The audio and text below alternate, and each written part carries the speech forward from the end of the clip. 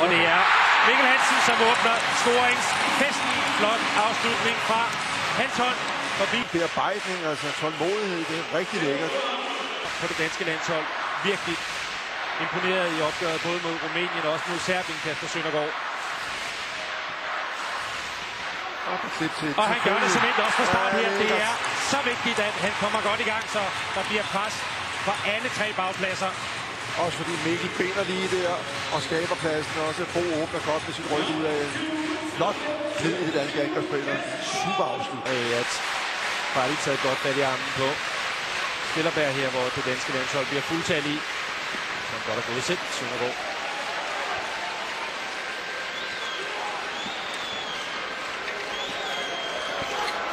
Sådan, Mikkel. Ja, det er godt, at det tryk på Balic, som ikke er den store forsvar. 2 minutter. Ja, det er sådan. Det er specielt forsvar, må jeg sige. Og vi har som skyder her har slet ikke haft noget godt VM til nu. Har kun scoret 2 gange. Kommer Mikkel Hansen, han har til gengæld scoret markant flere gange. Hans tredje scoring i aften. 2-målsføring til det danske landshold. Prøv lige at nyde en bevægelighed her for sådan en stor bagspiller. Ross, og så knækker han. Han ind får chancen, og så jeg vil sige indledningsvis i hvert fald, at han har grebet den. Lasse Boesen ind og styrer det danske spil.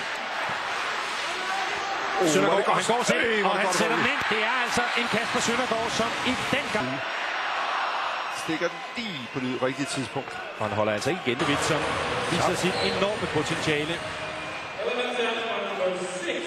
Kom så op, Mikkel. Ja, sådan. Og scoring der. De får altså ikke lov til at hvile på lavbærene. Kroaterne lynhurtigt udligning igen på ny fra det danske landshold. Ja, og det, der er det fine ved det, netop med de her meget skarpe modtræk, vi laver her, det er, at vi lader ikke kroaterne have initiativet. Søndergaard her går ind og angriber. Det er vigtigt, at bakkerne hele tiden lægger tryk på. Ja, angreb, så der bliver plads til de andre. Sådan. Ja. Og han kan simpelthen godt se, hvor den kommer derinde i målet. Martin Sego, men han kan simpelthen ikke nå at få paraderne op. Han trykker den simpelthen ind, Mikkel Hansen, som nu er noteret for 5 mål. Jeg tror også, at Balic tror jeg får en udvisning. Det er fuldstændig rigtigt, og som billederne også afslører her. Kroaterne vandt den forrige periode, hvor Danmark var i overtal. Og den vandt kroaterne med 1-0, og nu gjorde han det simpelthen igen. Det er godt spillet. Han mangler lige lidt fart for, at Hans Lindberg kan... Lækker aflevering der. Tempo i boldomgangen nu. Og der er også virkelig kvalitet i Kasper Søndergaard. Afslutninger, det er simpelthen... Han har været med og gjort det rigtig, rigtig flot mange gange, Kasper Søndergaard. Men denne her VM-slutrunde, det kan altså godt gå hen og blive hans allerbedste. 4 mål i 4 forsøg. Forrygende landskamp mod Serbien, og han er i gang. Det vil være dejligt, hvis det blev den overtalsperiode her, som man havde håbet på. Mikkel Hansen med en diagonal aflevering, og så går han altså selv Søndergaard endnu en gang. Det kan godt være, at han er bedst på gennembrud, når han bliver spillet op, men han tager testene i aften. Han gør det uden overhovedet at ryste på hånden. Stort. Prøv lige at se der, hvor han går ind og får en på frakken, og alligevel så er han altså i stand til at smide den ind bag Martin Sego. 20 sekunder i overtaget nu for det danske landshold.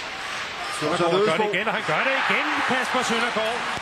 Det er altså bare løb på hatten for den præstation. Han leverer 6. scoring i 6 forsøg, og han borer simpelthen i kroaternes venstre side rent forsvarsmæssigt. Smutter elegant. Kroaterne var i undertal, havde formået at sætte en scoring ind for stregen. Der fik vi lidt hjælp for overlæggeren, og det gør ingenting. Og så har han høren der efter, hvad du siger. Han har intet imod at brænde en enkelt. Han sætter bare den næste ind. Kanonskud fra Mikkel Hansen, som også bringer ham op på 6 mål i kampen mere.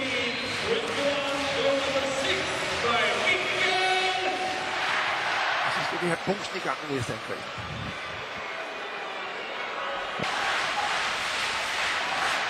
Hvis man de steder kan bestille det, så gør det ikke noget, men Mikkel Hansen må der simpelthen også godt smide den ind. Lige nu der er det altså rigtig godt fat i danske bagspillere. 7. mål fra Mikkel Hansen.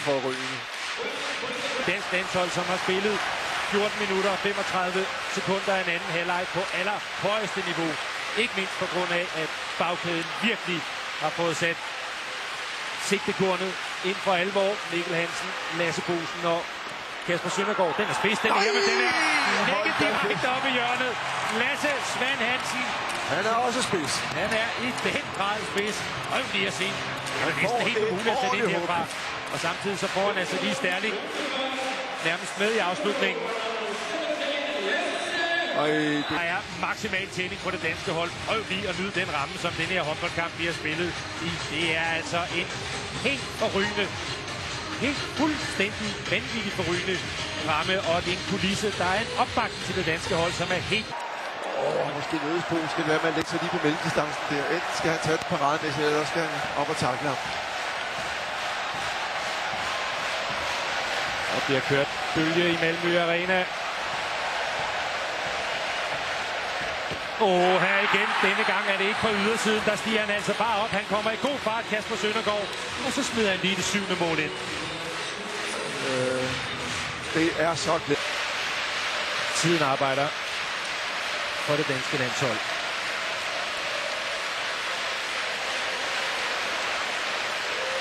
Så er der mål. Prøv lige at se den der kanon, han sætter af, Mikkel Hansen. Det er fuldstændig vanvittigt, så hårdt han kan skyde. Og det håndled, han har, det er helt gyldent. Prøv også at se fart. At frustrationen er til at få øje på hos kroaterne til gengæld, så er der en dejlig ro over det danske spil. Stille og roligt kan Spillerberg, Søndergaard og Mikkel Hansen bære bolden frem. Overgang fra Lasse Svend her. Og Mikkel Hansen kommer igen, og denne gang i modsat side. Og det er altså det her med håndledet. Han har lige flækket den ind til højre for målmanden. Og for et øjeblik siden var det til venstre. Også flot kumpe. De 2 første mellemrundekampe, og som det ser ud nu, så kommer det altså til at se rigtig godt ud for landsholdet her, hvor at Kronprins Frederik kan klappe af Kasper Søndergaard, og det gør vi andre altså også. Det er jo helt utroligt, som han spiller. Lige at se. Han spiller med så meget tro på det, så sender han lige en underhånd. Altså her et dansk landshold, som fuldstændig sidder på kroaterne øjne. Kasper Søndergaard, som der knap nok kan tro sine egne øjne. Jeg forstår godt, han smider udvisning efter 6 minutter. Og det er altså rigtig rart, at vi nu kun har 5,5 minutter tilbage for næste. Det kunne godt være Mikkel Hansen. Der er mange muligheder. Lasse Boesen er også varm, og der kom lige en underhånd fra Boesen også. Det er altså en ren fornøjelse.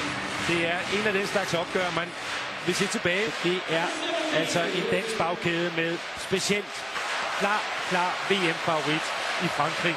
Men hvad vi har set tidligere i turneringen her, hvor Kasper Søndergaard lige sætter trumf på med sin 10. scoring, så er det ved det danske landshold.